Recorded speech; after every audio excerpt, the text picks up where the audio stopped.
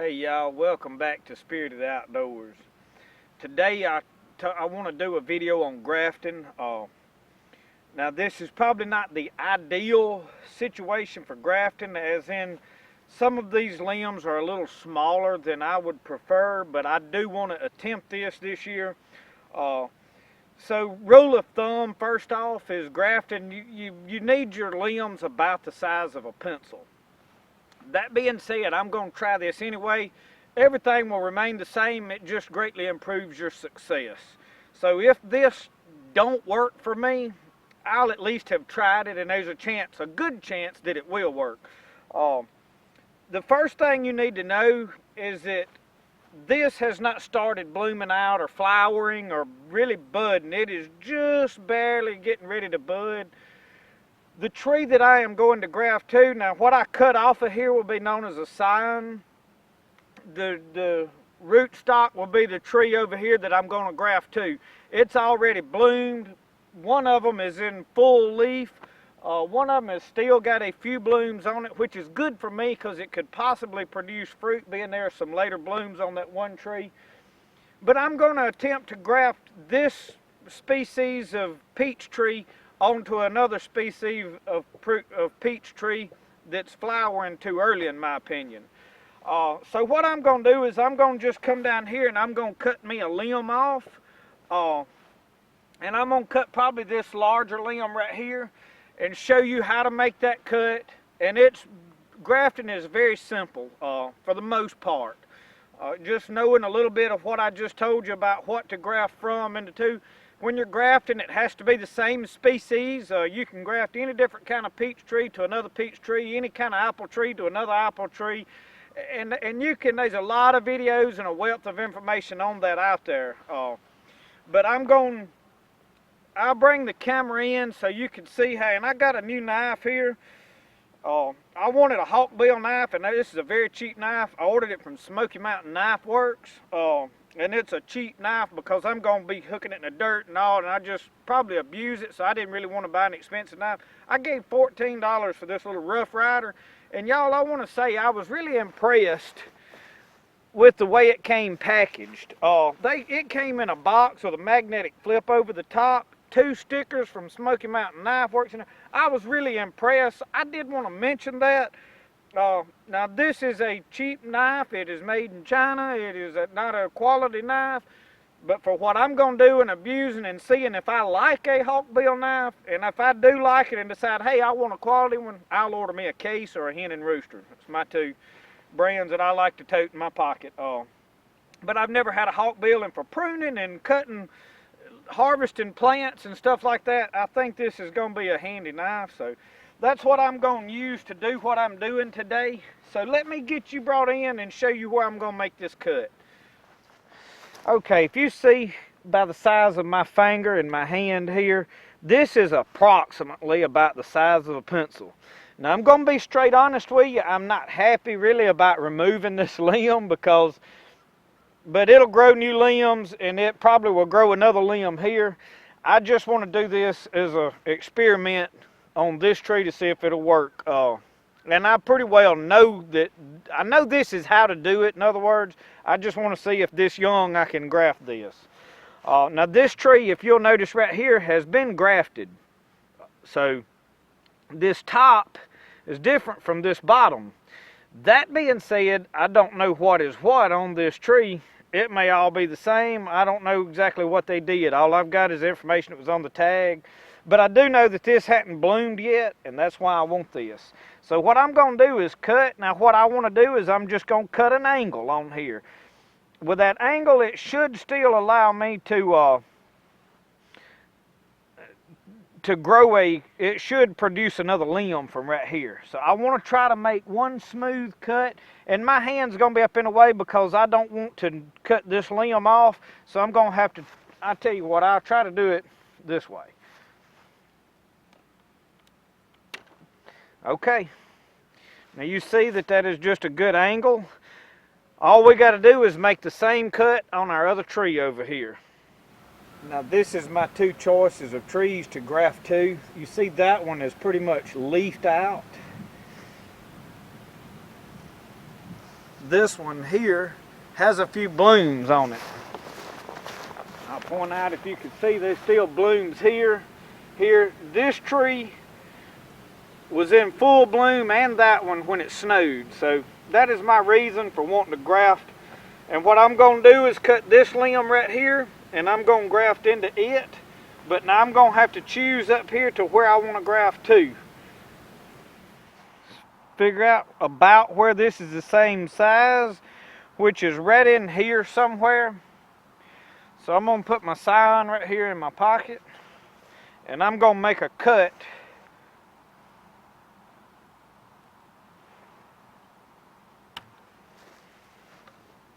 I'm going to lay that down. I may try to root that, but I've made my cuts pretty much the same. I may need to angle this off just a little bit more.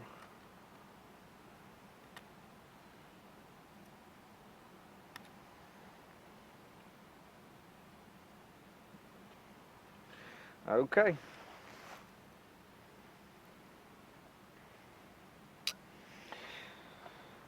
Now what I'll do here, what I have is, this is simply some flagging tape. This is what I mark trees, mark stuff with, and this is electrical tape. You can use it,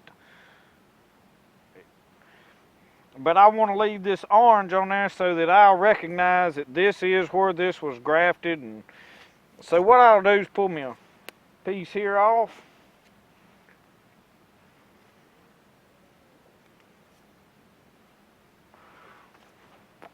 Tape that back down.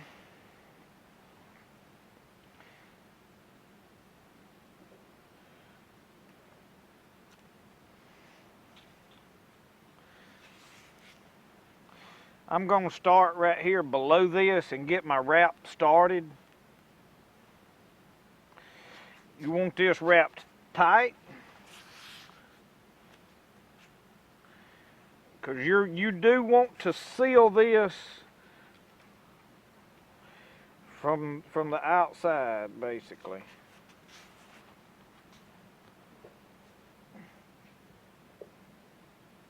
Now it is a little bit difficult if you like me and you what we call around here fumble fingered.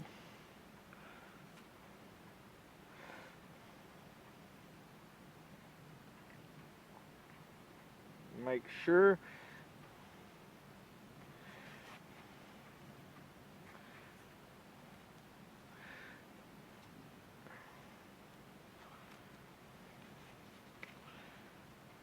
now a longer cut would be preferable, but I'm going to show y'all a little trick that I do to help this. Because you got a broke limb right here, and you don't want, we have a lot of strong wind. During the spring, this coming up, it won't be long that it'll be really tested to see how strong that is. So, this piece that I have taken off here, I should have done this before I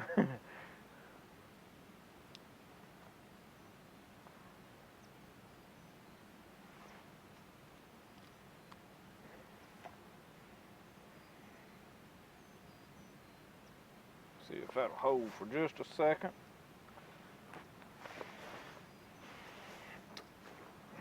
Okay, we're going to put this right up here beside this. And y'all, we're making a splint.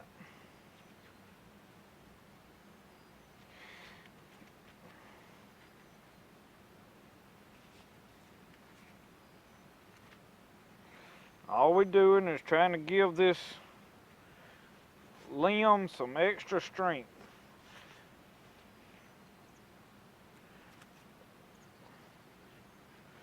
My stuff keeps folding up.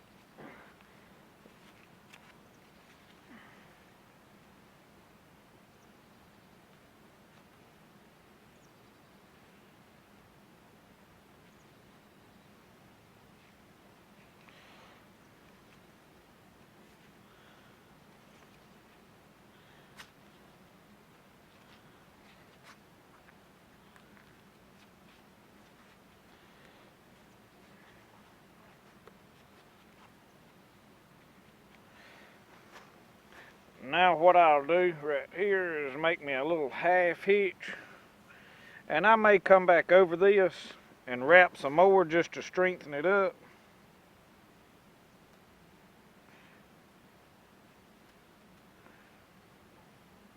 But essentially that is all there is to that. Now it's important to make sure that your limb and your splice that you put is together very well. Now I am going to wrap this a little stronger because I am nervous about the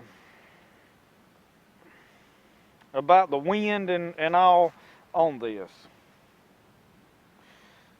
So what I'm going to do is start that right down in between there. The biggest importance doing this is that your scion is still dormant. Your scion is your top limb.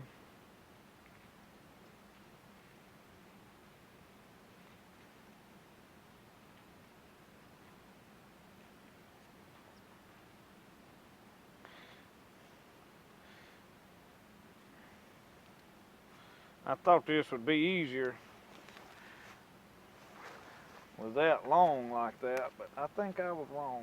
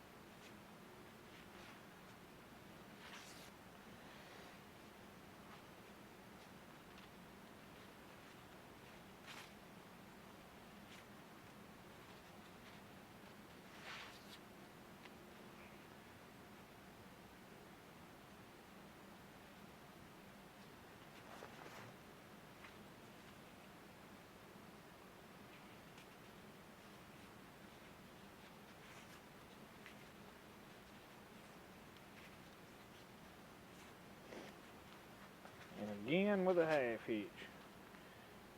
All right.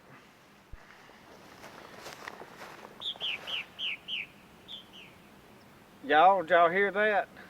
That is the first martin scout that I have seen or heard this year. I distinctly, as soon as I heard that sound, I knew what it was.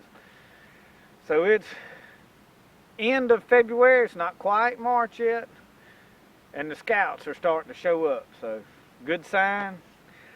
This is how you do a graft. I'm going to take my other cutting. This is typically a scion that I could graft this to another peach tree, but I'm going to probably try to propagate it just for the sake of doing it. But it's pretty simple. You wrap this up, make sure it's sealed up good. There's several different techniques of grafting. There's several different cuts. If you have a little bit larger limb, you can cut a tongue, they call it, in there and help all that grow. And if you've got an open that's where you wrap it, like if you're going from a larger to a smaller limb, you need to seal that with wood glue or some kind of glue or sealant. And it wouldn't hurt if you put some sealant around this, but with it wrapped tight down in there like that, it's going to be okay. So thank y'all for watching Spirit of the Outdoors. This is just a little tip. I had mentioned that I was going to graft, and I had a couple of people say, well, I want you to do a video on that so that we know how. So thank y'all for watching, and we'll see y'all next time on Spirit of the Outdoors.